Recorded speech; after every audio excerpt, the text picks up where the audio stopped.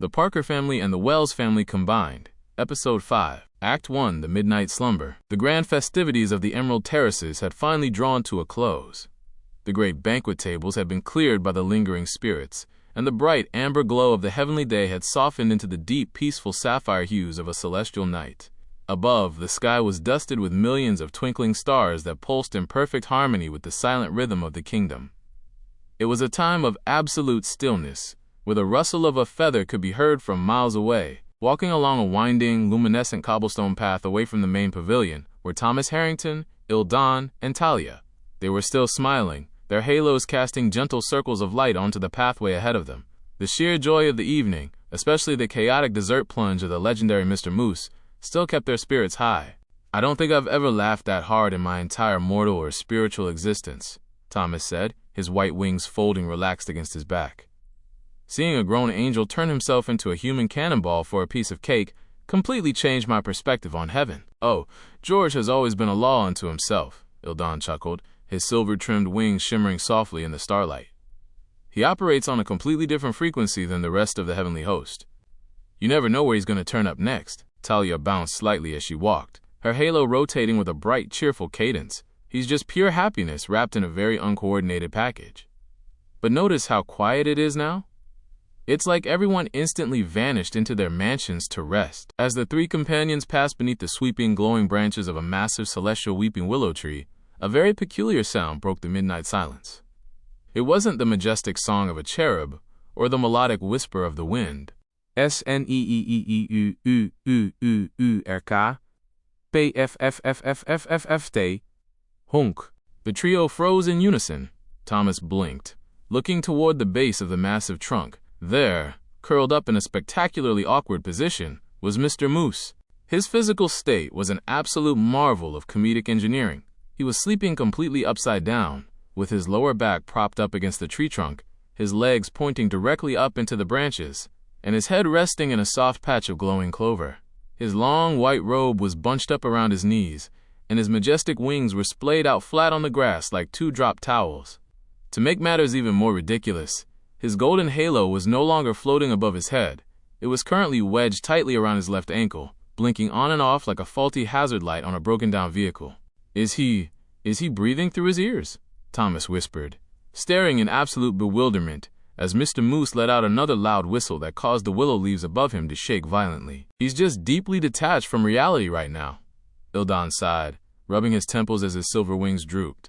"We can't just leave him here sleeping upside down like a confused bat.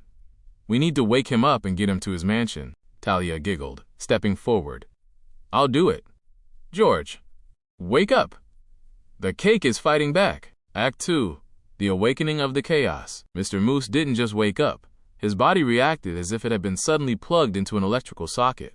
His left leg twitched violently, causing his ankle halo to spin at a manic speed, and he launched himself out of the upside-down posture, rolling sideways and doing 3 clumsy somersaults across the lawn before coming to a halt flat on his stomach. He lay perfectly still for 5 seconds. Then, he slowly lifted his head, his face covered in glowing clover petals, his eyes wide and completely out of focus as he slurred his words with a heavy, rhythmic confusion. "Whoa, Hup, hold the phone. The room is spinning, but the floor is definitely staying still," Mr. Moose announced to the empty sky.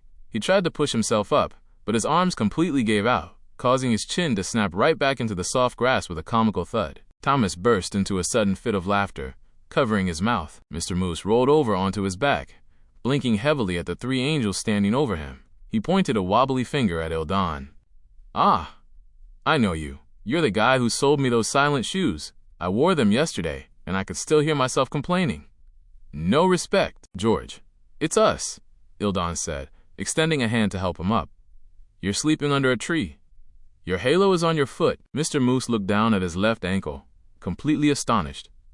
"Well, look at that. No wonder my thoughts were feeling so low all night. I thought I was getting a foot massage from a very warm flashlight." He grabbed Eldon's hand, pulling himself up with a dramatic wobble that caused him to lean entirely to the left, forcing Thomas to quickly catch his arm so he wouldn't tumble right back into the bushes. "Careful, Mr. Moose," Thomas laughed, holding the swaying comedian steady. Mr. Moose adjusted his robe with a grand, theatrical flourish, completely unaware that his collar was tucked completely inward. He looked at Thomas, his expression turning deeply serious. "Young man, Let me tell you something about life. I get no respect. Absolutely none. Just an hour ago, I had a dream I was eating a giant piece of toasted marshmallow. I woke up, and half my mattress was missing.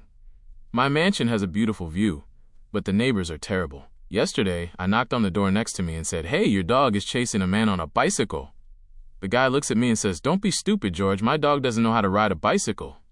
Can you believe the nerve of some people? Talia was practically crying with laughter, leaning against the willow tree for physical support.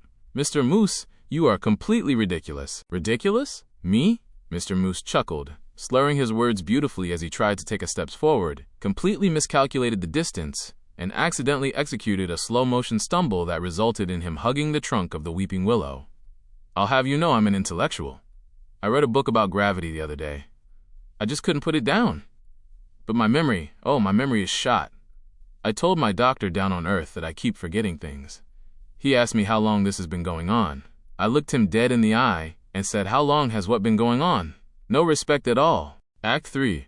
The Wobbly March Home. Realizing that Mr. Moose was in no condition to navigate the winding paths of heaven by himself, Eldon and Thomas each took a side, gently guiding the staggering comedian along the moonlit path. Even while being physically supported, Mr. Moose's legs moved in a completely erratic pattern, occasionally kicking out to the side or dragging behind him as if his sandals were made of heavy lead. "Keep moving, George," Eldon urged, trying to keep his own balance as Mr. Moose suddenly leaned all of his physical weight backward. "Moving? We're flying, baby," Mr. Moose yelled, waving his arms around like a bird attempting takeoff. One of his loose feathers drifted directly into Thomas's nose, causing Thomas to let out a massive sneeze. "God bless you," Mr. Moose shouted, stumbling over a small pebble and doing a dramatic, synchronized wobble with Eldon that nearly sent both of them into a decorative fountain. "You know, sneezing reminds me of my ex-wife down on Earth. Oh, she was a tough crowd. I told her our relationship was like a beautiful fairy tale. She agreed. She said, 'Yes, George, because whenever you talk, I wish I was asleep.' I tell you, I went to a psychiatrist once. He told me I was crazy. I said I wanted a second opinion. He said, 'Okay, you're an awful dresser too. No respect.'" Talia was walking ahead, holding her stomach from how hard she was laughing. "Please don't stop, Mr. Moose. Tell us another one." "Another one? You want more art?" Mr. Moose slurred, his wobbly halo finally slipping off his foot and somehow bouncing up into the air, landing perfectly sideways on top of his nose like a glowing pair of spectacles. He didn't even try to move it, peering through the golden ring with a dizzy, wide-eyed grin. "I looked into my family tree last week, found out my ancestors were completely famous. One of them was a great explorer. He spent his whole life looking for something that didn't exist, and when he died, they named a blank piece of paper after him. My uncle was a magician too. He could walk down the street and turn into a grocery store. It was great until he got stuck behind the vegetable aisle." Thomas was laughing so hard that tears were literally streaming down his face, his new white wings flapping uncontrollably from the sheer absurdity of the performance. The pure, unadulterated comedy of Mr. Moose was a complete contrast to the heavy, stressful years Thomas had spent wandering the earth.